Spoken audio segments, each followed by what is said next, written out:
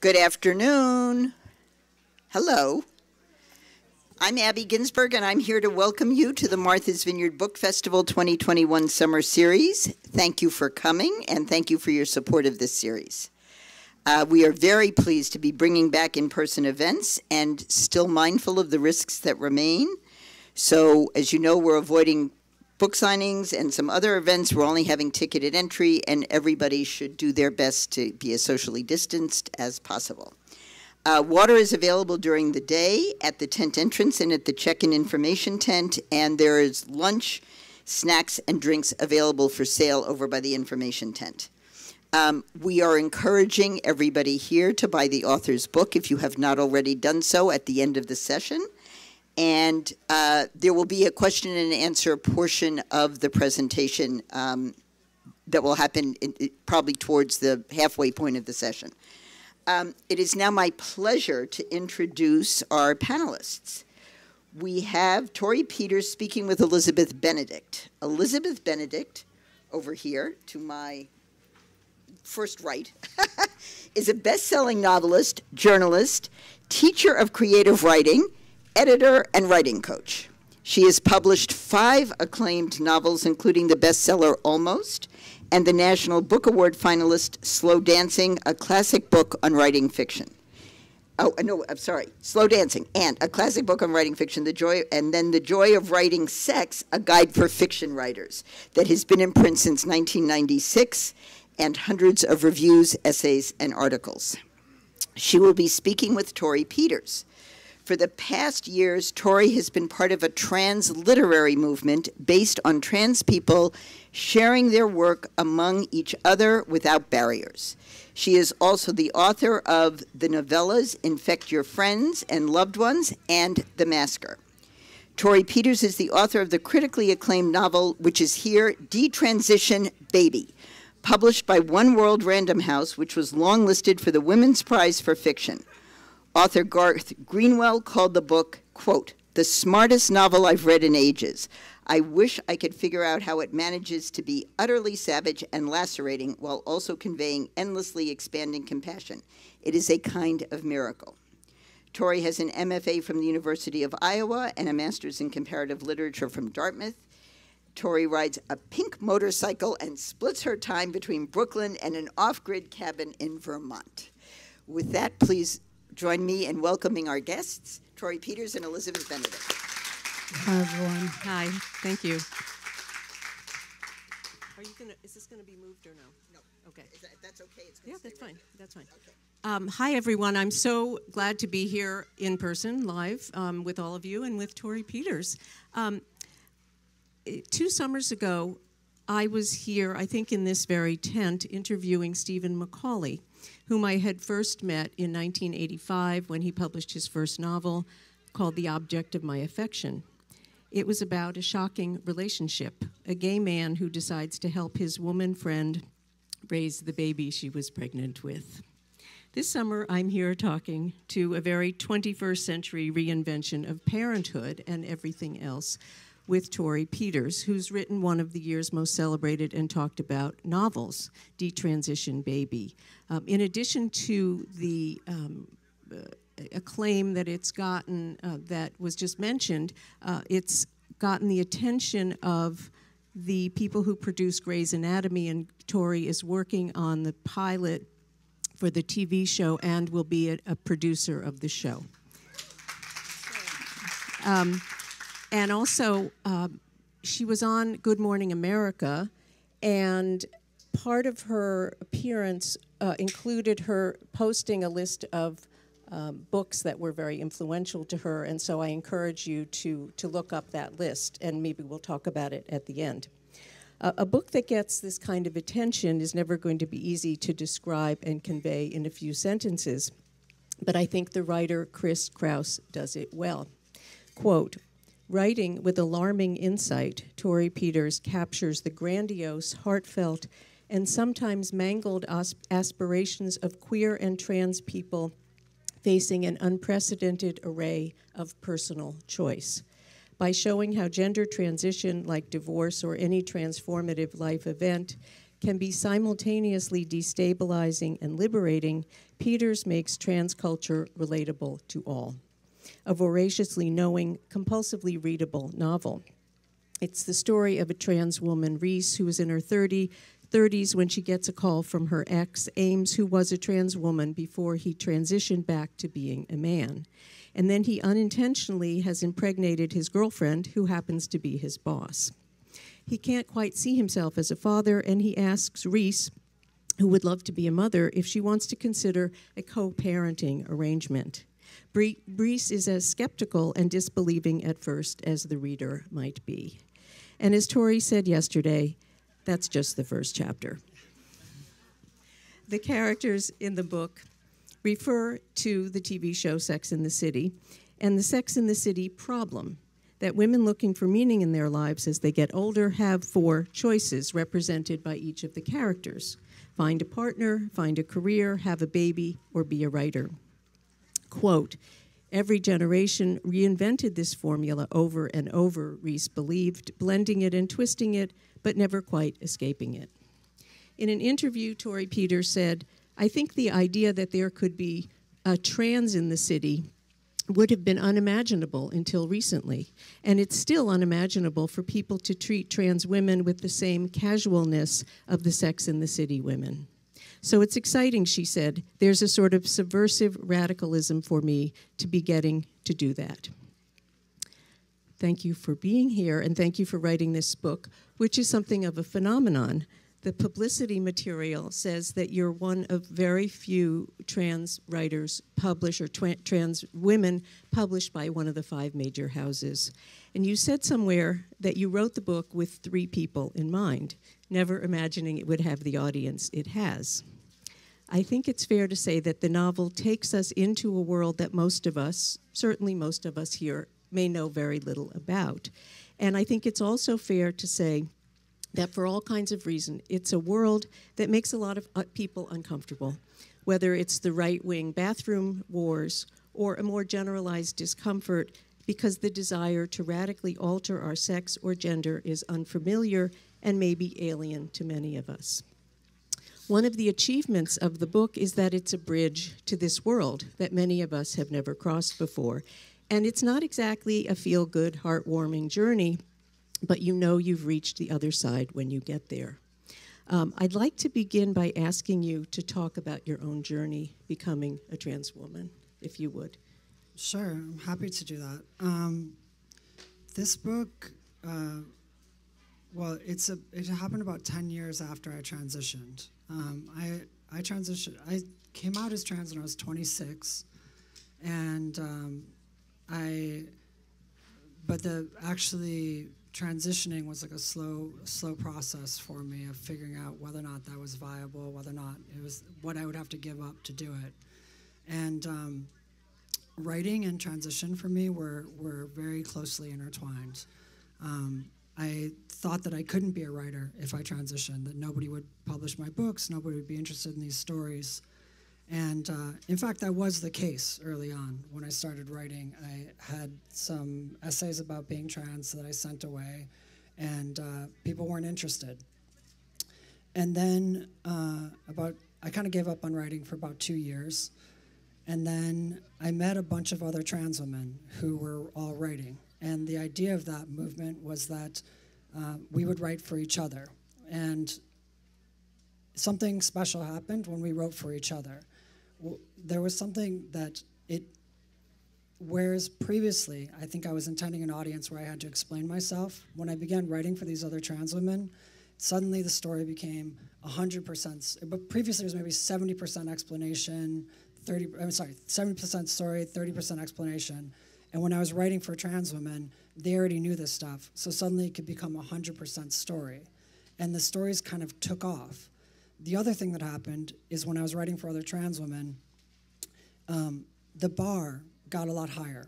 So the things that I would say that could kind of impress readers previously, I suddenly had this, like if I talked about hormones or if I talked about what it felt like to, go out somewhere and have somebody say something transphobic or whatever, that actually wasn't that interesting to the other trans women. They'd already experienced it. They knew all about it. Like, they'd kind of yawn at me if I talked about it, which meant that I had to bring something new to them. I had to take something like hormones or something like an experience on the street, and I had to actually bring some insight to it. And what happened then is when I started writing for trans women, wasn't just learning how to write, I was learning how to live. I was learning how to think about this stuff in relation to that community. And we started writing books for each other. I ended up, my first 2 novellas, they were self-published. They were an experiment to try and get trans women to circulate books amongst each other. And then the experiment didn't work originally because I think there was a lot of scarcity, there was a lot of difficulty, but slowly the books became kind of these cult novellas that were circulating amongst trans women in Brooklyn. And the difference, I think, culturally between 2012, when I first started doing it, and 2019 was the difference between Transparent happening, between Pose happening, between Time Magazine's Tipping Point. And suddenly, publishers like Random House, where I ended up, were looking for, what are these stories? Where can we find these stories? And this work that not just I, but my friends were doing in Brooklyn suddenly seemed interesting so we actually didn't change. We'd been doing it for 10 years, but places like Random House discovered us, and then they published us, and in fact, the things that we were doing amongst each other, I would say, turns out that other people were interested also. Otherwise, I probably wouldn't be here. So that was kind of my journey. Okay. I've been thinking, of course, I've been thinking about your book as I've been reading it, and thinking about it in the context of having to have a conversation with you in front of everyone, not just sort of reading it and, reading it. And I'm going to ask a question. I'm thinking about Stephen Colbert, who has talked about when he was a child, he lost his father and a sibling, I think, in a plane crash. And he said that after that, he could do anything funny, or he could just be as over the top in his humor, because something so profound had already happened to him. It didn't matter, right? And I hope this doesn't sound too shrinky, but I wonder, your book is very, let's say, outrageous. It's very daring. It's very bold. It's sometimes made me think of Portnoy's Complaint in terms of how out there and unapologetic and sometimes shocking it is. And I wonder if having transitioned, whether transitioning emboldened you to write something as bold as you've written. And I have no idea whether that's the case, but I just wonder. First off, I appreciate any comparisons to Philip Roth. You can make more of them. Okay, well, we'll stick around. Yeah. Yeah, I would say that there's a degree to which that's true. I went to Iowa beforehand, and I say that I wrote for, when I was at Iowa, I wrote for everybody and nobody. I was writing for, this will maybe be for the New York Times. I didn't have an audience in mind. And I think after I transitioned, I gave up on that because people told me it wasn't going to happen. And that freed me. It made it so that, I stopped worrying about what might be outrageous or what might be shocking or what might upset people. Like, I didn't write it to provoke people. I wrote it to make my friends laugh. So, a bunch of the jokes in there that have been cited as this is shocking or situations are shocking, it's like, these were just premises that I was like, oh, I think like my friend Morgan is really gonna get a kick out of this, and then suddenly it was on a bigger stage and it had all these political ramifications. But I was free to write whatever I wanted because the point was to make Morgan laugh, not to please any number of kind of, I don't know, like a Pulitzer committee or whatever people think. Yeah, gatekeeper, whoever. Yeah, exactly. Yeah. Okay, so so that's really interesting, and I wonder, closer to the publication, as more and more interest developed and the book, things happened to it that you hadn't anticipated. I wonder if you, and when it was clear it was taking off in certain ways and it would have a much bigger audience, did you ever have a kind of like, oh shit, what have I done? Like, like what's going to happen? Or like, I guess how when it wasn't just to make Morgan funny, when it was like the whole world was going to see this. Did you ever? I don't want to say have any misgivings, but. Because I don't imagine that you had misgivings, but were you really nervous about how X person or X group or X community would see you once it became much? Well, I mean, I say that I wrote for 3 friends, but I also had this idea of that I was opening up a conversation in some ways in this particular book between cis women and trans women. That was my goal. So the book is dedicated to divorced cis women. And it was because when I was in my 30s, I was trying to figure out how do I make meaning. That Sex and the City problem that you referenced was about how do I figure out what's next. So many trans stories about the transition, but then at the other end of the transition, what are you going to do with the rest of your life? And I started reading a lot of books by divorced cis women, like Elena Ferrante and Rachel Cusk. And what I saw is that the trajectory of divorce, where you live your life a certain way and you think it's going to go a certain way, and then there's a moment of a break or a failure or however you want to put it, that happens. And then you have to start over. But you have to start over without getting bitter and without reinvesting in the illusions that brought you to that first failure. And that's actually what trans women have to do a lot of times. You thought you were in one gender, oops, and now your youth is maybe not useful to you anymore, and so you had to start over. And when the book came out, there were 2 things. There was something that I was like, oh wow, like I wasn't expecting that group of people to read it. But on the other hand, it meant that other group of people who I was thinking about, they started reading it, and I never expected it. So I was out, having the discussions with book groups, and like, it was all Zoom, but like zooming into like Indiana with like a divorcees in Indiana, and that wasn't a conversation that I thought I was going to have, and it felt really good to actually be like, I learned so much from this experience, and actually maybe I have some things to say about gender, about the way we perform gender, about the way we think about the possibilities and constraints of womanhood that could be an exchange. And that felt great. So yeah, a couple people didn't like some jokes, but everybody doesn't like, that's not a good joke if everybody likes it, You've answered my first 4 questions. Oh, sorry. Let's see. I could always expand on them, Okay, all right. Well, we may get to that. One thing, we're going to talk about the content of the book in a minute, but let's talk about something that some of us may have faced, which is that a lot of publishers, and then that means a lot of agents, don't want to have novels with unlikable women. Yeah. And if you write novels, it's very annoying to have your agent say, oh, I didn't like it when she was talking about sex with her son, because I don't know people who do that, and no publishers are going to like that, which I've heard. And so I'm wondering, and there's been a lot written about the likable woman thing, and there are people who say that women like to read books about people whom they would like to have as friends and go to a slumber party with.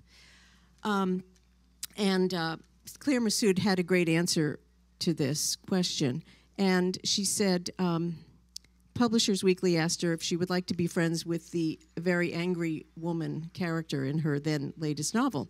And she said, if you're reading to find friends, you're in deep trouble. We read to find life in all its possibilities. And did you ever come up against the issue of Reese being, quote, likable or not likable? Or, did that come into your mind? Did it come into the people who were reading it, who were the gatekeepers, your agent, your editors, and so forth? And were there, can you just talk about that?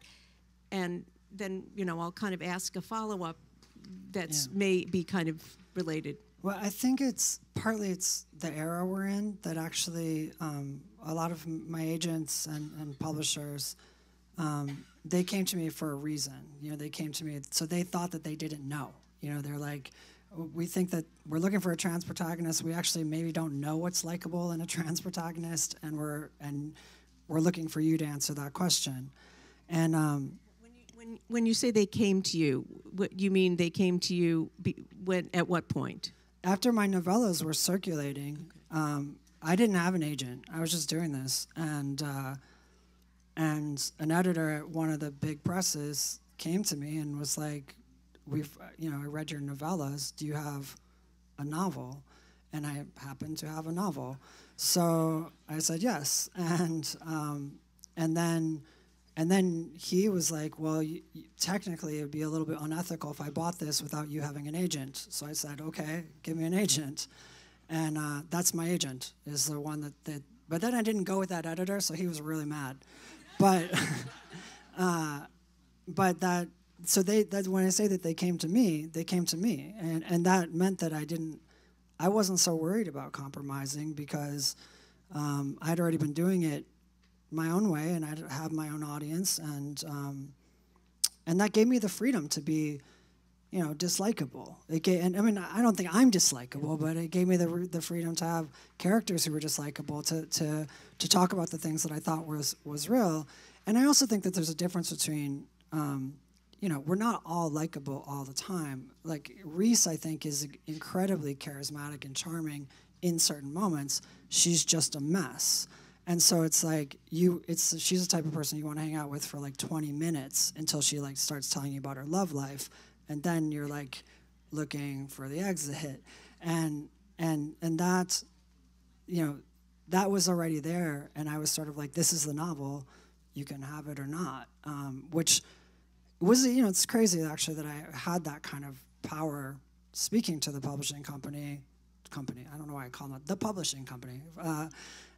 To publishers, because I think a lot of people don't have that privilege.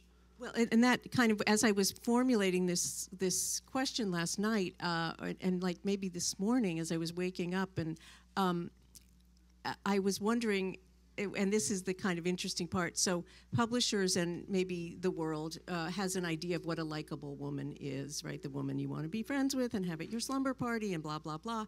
And but they don't have an idea for what a likable trans woman is. Mm-hmm. So you could, and it's even okay, and this is a little bit cynical about publishers, but it's even okay if a trans woman isn't likable, because then they can displace some of their own anxiety on this character, right? And say, oh, well, that's what they're like, No, but I'm being very cynical about it, right? But the interesting thing to me is that you didn't have to, like a likable trans woman may not be the same in literature, may not be the same as a likable cis straight woman in the world of publishing.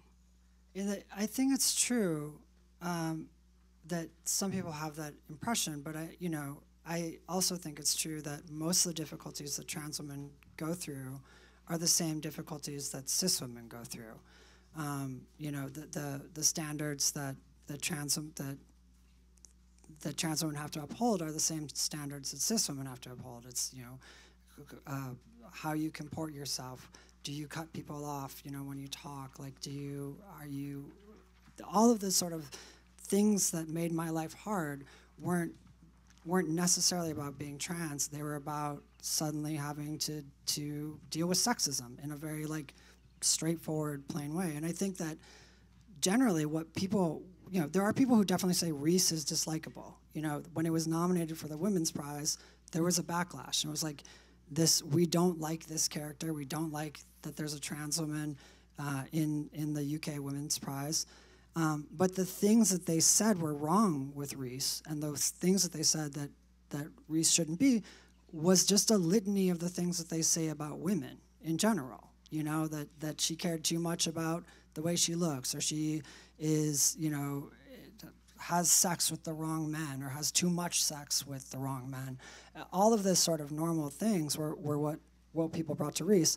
But the transness means that people say, oh, no, this isn't sexism, it's something else. We're talking about the role of gender in XYZ.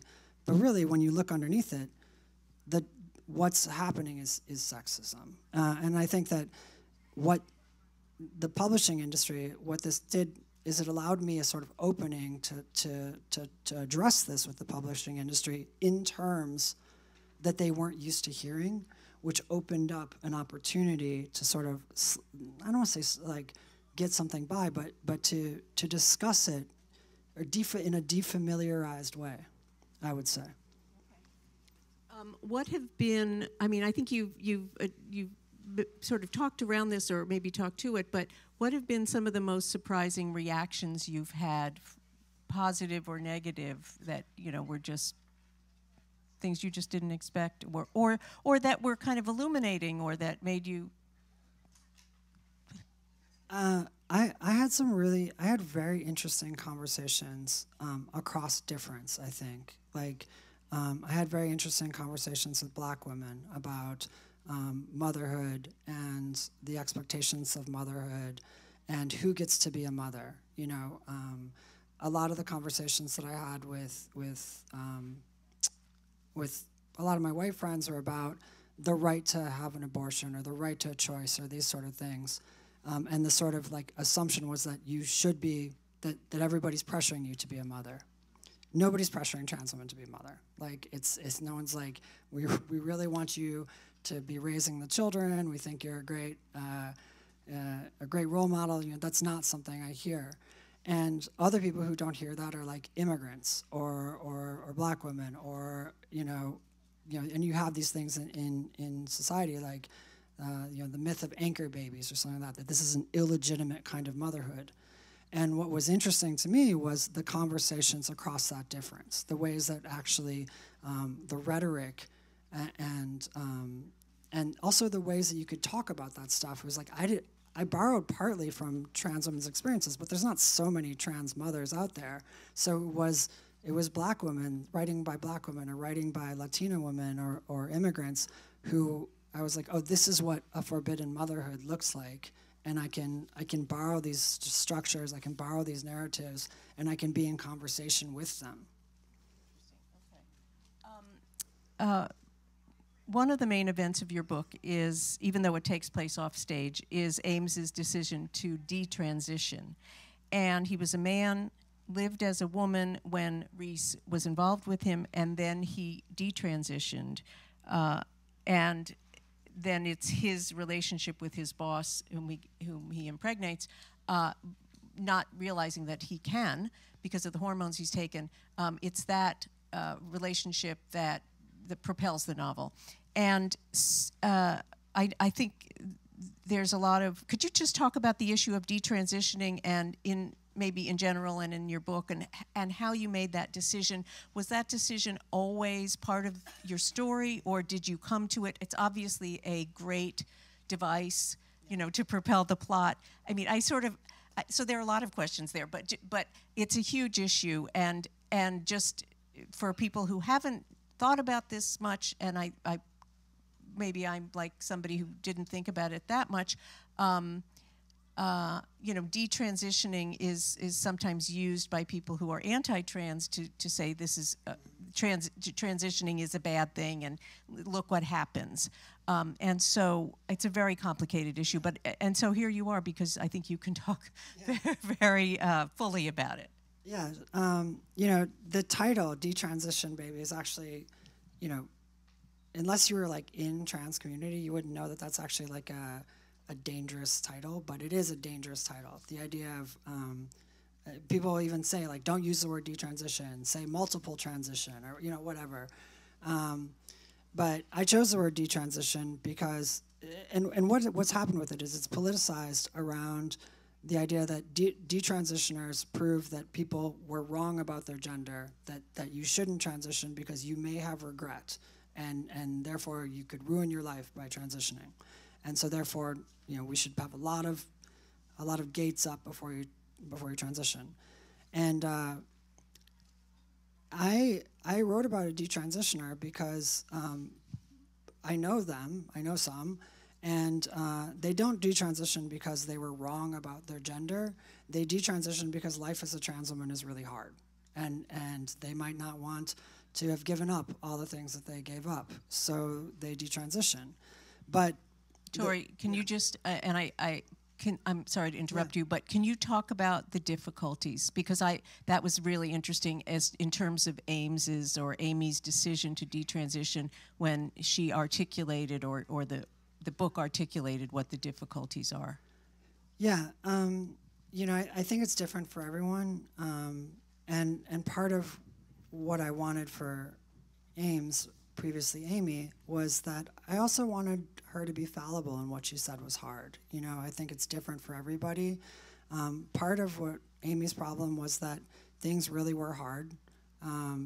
She didn't get the kind of respect that she had gotten before she transitioned. She never felt like she was validated in her gender, but also she felt sorry for herself, and that's something you get to do in fiction. Like this is part of the joy of writing a fiction, is that if I was doing a political hot take, I wouldn't have these characters who are fallible. But in fact, I can create a detransitioner in fiction, and I can have that detransitioner not be perfect. I can have her feel sorry for herself about things that, oh, actually it's hard to be a woman, and she doesn't know how to handle it right away, and she feels bad. But the thing I want to say about detransition is that really it's about regret, and I wanted to take the idea of regret and detransition, and I wanted to take it out of a political context and basically say sometimes you make choices, and those choices don't work out. Maybe you move across the country for a job, and the job doesn't work out. That doesn't mean that nobody should move across the country for a new job. It just means that job didn't work out. But if we say you can't move across the country, and if you move across the country, you have to be ostracized if your job doesn't work out, it's not a very good outcome. So part of what I want to do is I want to take a concept like detransition. I wanted to make it casual. I wanted to be able to say, actually, sometimes people detransition. It's not that big a deal. We go back and forth. We're all probably trying to figure out our genders in various ways. Whether, maybe not across the gender, but what's your performance? How are you going to be a man? How are you going to perform that masculinity? And maybe you tried something and it didn't work out. That doesn't mean you have to stick with it forever. It just means, okay, it didn't work out. Now we're trying something else. And by putting it in the title, by making a flawed character a detransitioner, my hope was to make it quite casual and make it not just available to trans women, but to other people who are trying out gender performances even within the same gender that you've always had. So have you gotten criticism, flack, however it arrives, from different groups or different individuals, and has that, what's that been like if you have? Yeah, I mean, I went for a while where I didn't check my Twitter. It was, when it won the Women's Prize, that was one group of people who were very upset. Sorry, I didn't win. I'm just sorry. I award myself things when I'm on stage. When I won the Pulitzer National Book Award and Booker, it was a good time. No, but when it was longlisted, there were people who were upset about it. But the hard one for me, partly because of what you talked about, where I felt sort of freed through the way that I arrived at publishing, that I didn't really care what people thought about the Women's Prize.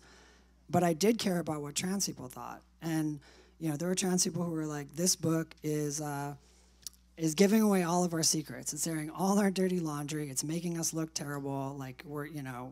Why did you do this? And then there were other people who were like, this is assimilationist. You're making us palatable to the mainstream. Why have you taken away our radical drive? And, and as I hear them really back to back, and the nice thing that I say is look, these characters are dislikable. That sometimes they are flawed, they are difficult. So are you really just like these characters, or maybe are we all kind of individuals, and maybe it's fine for this character to be an assimilationist and this character to be doing disrespectable things, and it all works out. And I think the answer to this isn't for me to have to, answer to all those critics. It's for me to tell those critics, write your own book, you know? And I don't mean that even in like go do it. I mean it like, please write another book, because I don't want to represent all trans women. It's a quite boring thing to do. And if there's like 6 more out there on a stage with me, then I get to be like bitchier, I get to be cattier, I get to be funnier. I don't have to, you know. So please write books, you know. And that's always been my answer. Great. Okay. Another animating issue in the book that we haven't talked a lot about is the whole issue of Reese wanting to be a mother, and her desire to be a mother, allowing her to consider this strange threesome relationship. And I guess I haven't thought much until reading the book about trans women wanting to be mothers. So it's an eye-opener for me. Was that your idea from the start? Yes. I was always interested in sort of like these questions where there's not an easy answer, you know, especially when you have things, the questions of like children, and I mean, it goes back to like King Solomon, like if there's 2 mothers and they both want a baby, sawing the baby in half kind of thing. It's like these things where nobody's going to get everything they want. And for me, this question of trans motherhood was like at the center of the story. I wanted something where not everybody was going to win, because that's going to give me a kind of classic protagonist-antagonist structure in which there's a conflict and not everybody's going to come out, you know, happy. You did some interesting research around that, and I wonder, you may have done a lot, but the one that I read about in one of your interviews, to get in touch with the idea or with the reality of being an expectant mother. Yeah. Do you know what I'm talking about? Probably the Bye Bye Baby scene. Yeah. I have friends who are mothers, and I went to different things and I actually have a stepson now. I'm married to Chris right there, and we have an 11-year-old stepson. But at the time I wrote the book, I did not. And so a lot of my experiences with motherhood were going with other mothers to things, you know, and even other mothers who were looking for, you know, adopting. I went to an adoption, I went to a church where they were talking about here's how you adopt and whatever. But Chris and I, the Bye Bye Baby scene was actually in a revision that I did. But Chris and I, she was talking about sort of like the consumer part of being a mother, when you have to like buy a crib and like a baby monitor and like all this sort of stuff, and the way that it's marketed in this like very particular ways. And I had never been to that. So I went with Chris to Bye Bye Baby, and like she was like, here's what you're gonna need if you're, because she's been a mother for many years herself, but she's like, here's all the things you're going to need. And in a certain way, having all of that material stuff, like you're going to need this size of shoes for the first 3 months, this size of shoes for the next 6 months, you're going to need, you know, and we made a list, like we registered as though we were having a baby. And part of that was like bringing the material and just like the investment and the time into this story. So it wasn't just a sort of philosophical idea of what would it be like if a trans woman was a mother, but to actually be like, here's the day-to-day banal, new socks at 3 months kind of experience. So at the other end of the Bye Bye Baby is a funeral scene. Mm-hmm. And that was, you know, remarkable. And I'm not sure. Out of it came a joke that is like the best, the funniest thing in the book. Maybe I won't tell them. A funeral joke, which always kill people. Love this. Yeah, hilarious, hilarious. But you know, it might be worth the book to get to the joke, right? I hope so. I've just made it. I've just done that advertising for you. But of course, the issue of funerals was really eye-opening to me, and what I learned and what this is about is how often trans people commit suicide. Uh-huh. And so I'm wondering if you could talk about that. Well, And maybe in the context of the book or... sure. In the book, she goes to a funeral, and I've been to funerals of trans girls, more than my share. But also, part of this is that there's this idea that, and there is a lot of suicides and violence towards trans women. But part of what I was, I don't want to say playing with, because it's like a joke that I really mean, is that the way that happens is that then becomes the stories that everybody expects. Everybody expects if you're reading a book about a trans girl, it's going to end in a suicide or some sort of violent incident or something like that. And part of what I wanted to do with playing with something like Sex in the City, that's such a sort of bubbly, fun show. And I was like, I want to do something fun and bubbly with trans stories, but I also don't want to ignore that these are the other stories that everybody's expecting. And what's nice with people not knowing trans stories and having these sort of stereotyped expectations of this is how a trans story is going to end is that you can really play with the audience's expectations. You can mess with them, you can set up expectations, and you can subvert them. And I actually think it's kind of a joy that I get to do that, so that, if you get to a funeral scene, it might be a joke or it might be real. You don't know, So it's one of the advantages in writing in the position that I have. We're wondering if people have any questions. We had a lot to talk about, so. Yes. Oh, sorry. Oh, I think you have to go to the microphone. Yeah, okay. The gentleman here. So when it comes to self-publish, oh, can you hear me? All right. When it comes to self-publishing a novella, how do you go about weighing the risks and working through that process? For me, it's a question of urgency.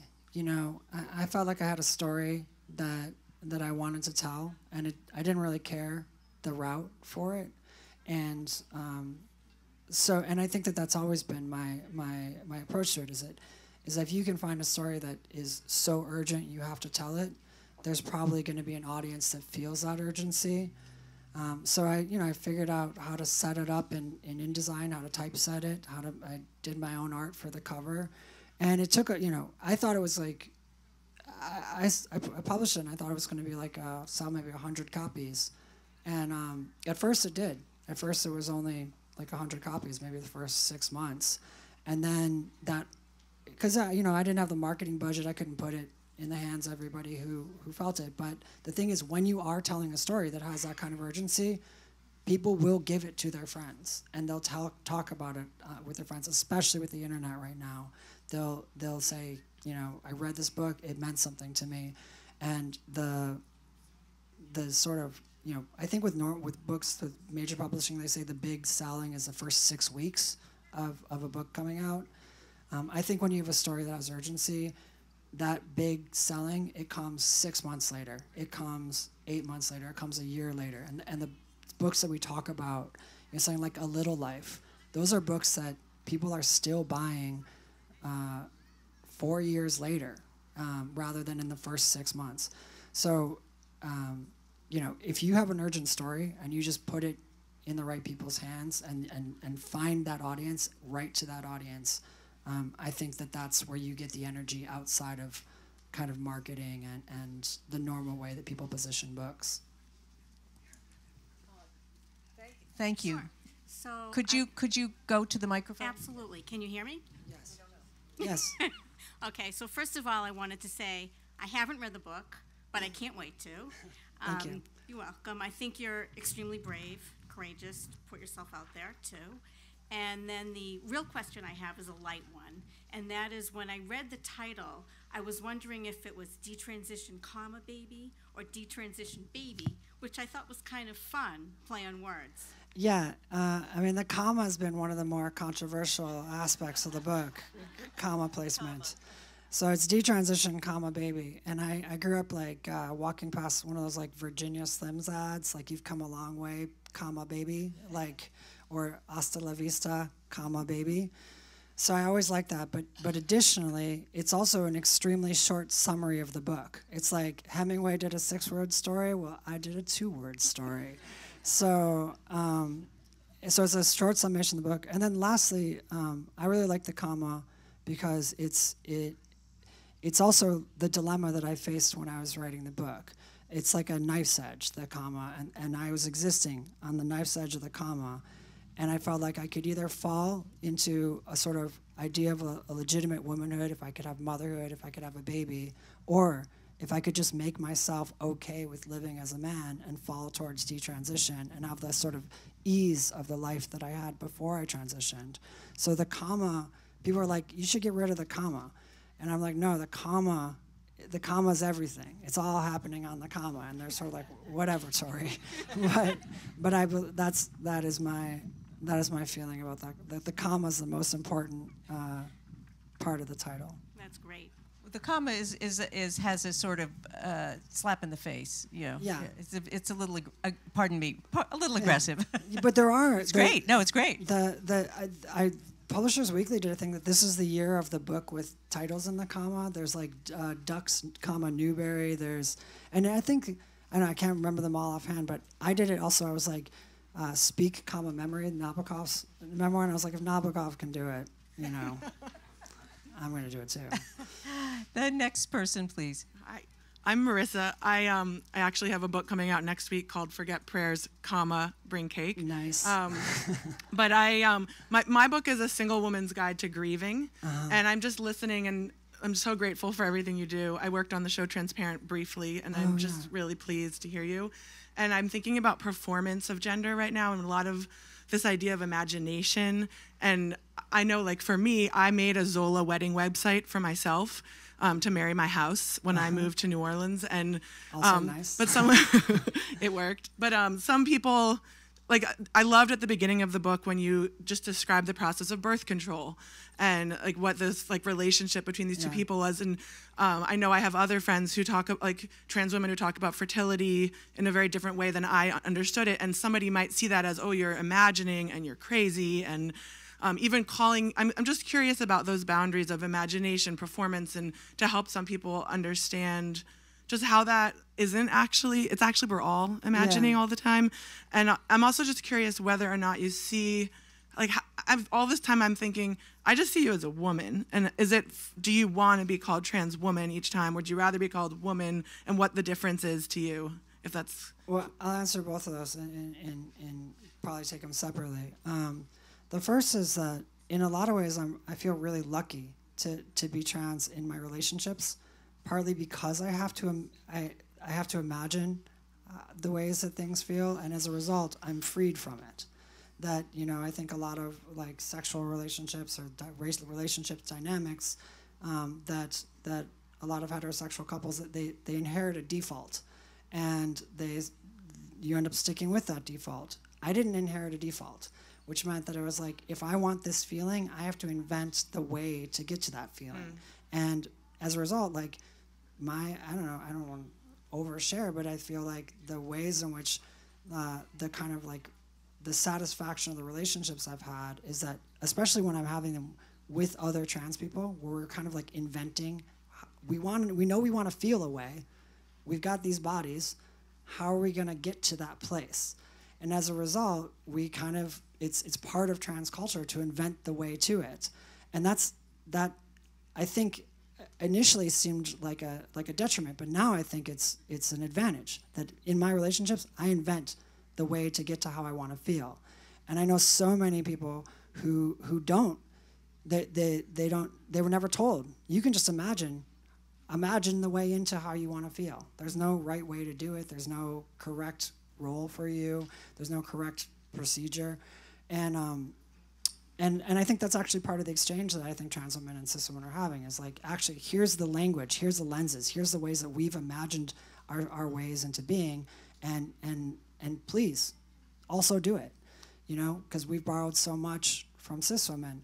And then I basically, in terms of language, I think there's this thing where people are very afraid to talk to trans women because they're like, what's the right word to use for you? What's the right pronoun? Should we do a pronoun circle before we talk about anything, you know, and my feelings about this are basically like, ultimately, you can tell when someone comes to you with respect, you know, that like you don't need an etiquette guide to tell when somebody's saying something disrespectful, and you don't need an etiquette guide to tell when somebody's speaking to you with respect. And anybody who speaks to me with respect, I'm gonna hear out. And I don't really have like as much a language preference as I have a respect preference. And especially, you know, on this tour, I would talk to like a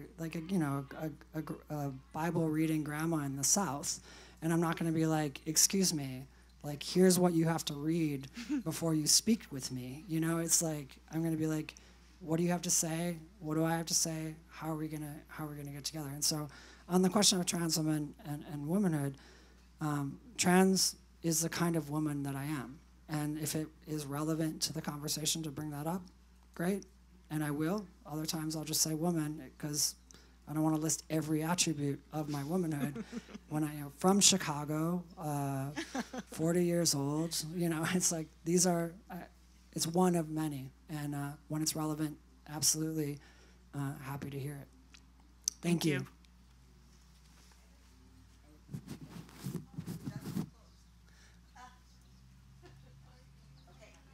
Did you have any? Sorry. Well, I just want to remind people. I know I mentioned this. The Good Morning America,